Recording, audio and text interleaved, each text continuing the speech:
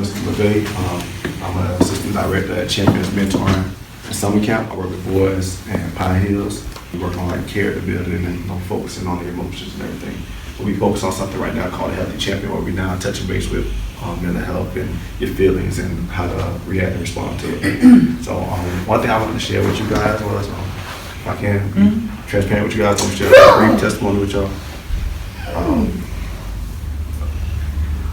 How was the oldest person here? Teenager. How old are you? 16, you 16. 17. So 17. When I was 17, I lost my older brother. And when I lost my older brother, I was going through so much, I didn't really know how to deal with it.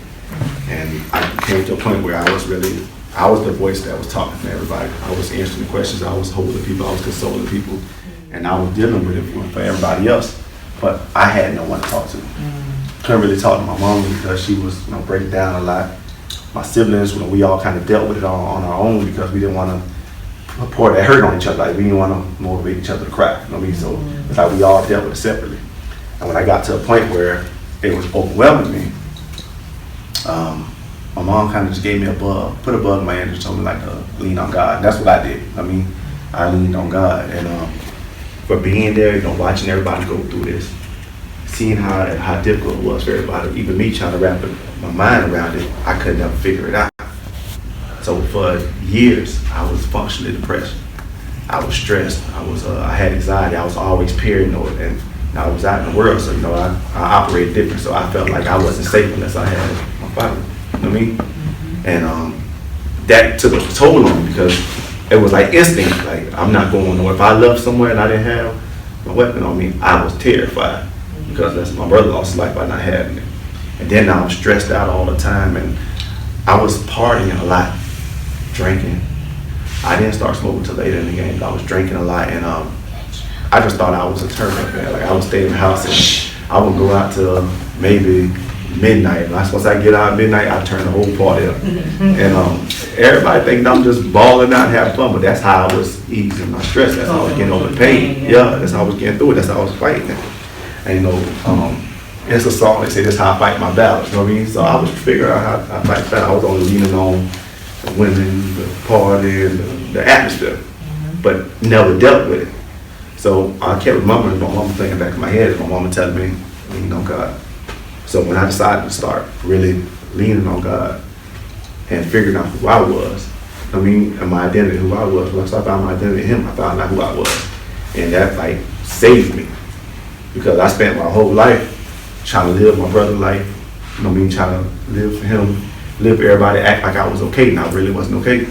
And talking to a counselor ain't seemed cool. Talking to a counselor seemed cool. It wasn't really nobody for me to talk to because everybody else was either pouring negativity into my head or really had nothing else to say to me, to help me. So, sometimes we try to go to our peers, but our peers sometimes can't help us.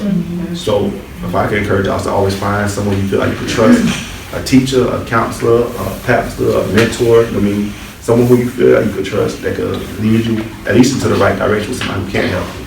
And if all else fails, lean on God. Like, the world we live in is kind of crazy now. Y'all know the generation we live in. So for me, leaning on God gave me new life. When I did, it started helping me be able to change. I got my mind right. I finished school. I started teaching, I started mentoring, and now I pour back into other people. You know what I mean? And it's a blessing. It's a blessing because if I didn't, I would have been stuck. I'd have been lost. Still living the same lifestyle, still trying to find my way out of it. So one thing, like I said, is encourage you guys to find somebody you can talk to, find an outlet. Don't feel ashamed to talk to a counselor or a mentor or a teacher because they can help you. And then ways to kind of help build yourself out of it. Listen to motivational speakers. Find good music to listen to. So I would listen to gospel and inspirational music. Yeah, pay attention to it because, like she said earlier about what you say, it has a real effect. Like speaking life, so man, my day messed up. Then you gonna start feeling like your day messed up. Right. So now if you listen to something that say your day gonna be messed up or go rob this and go do this, all that negativity. I'm a firm believer in power telling life and death of what you say. You know what I mean? So it's like really not letting that stuff cloud your judgment. You know what I mean? So I had to stop listening to trap music. I stopped listening to rap music because it was polluting me. I felt like I was one of them guys, so when I listened to it, it made me even feel like I was down. So I'm just being real. So you listen to City Girl, you gonna feel like a City Girl. I'm just keep real. You listen to young boys, you gonna be a young boy, you gonna feel like that. And I got a lot of young boys in my summer camp. You ask my boys, I fought with them all summer.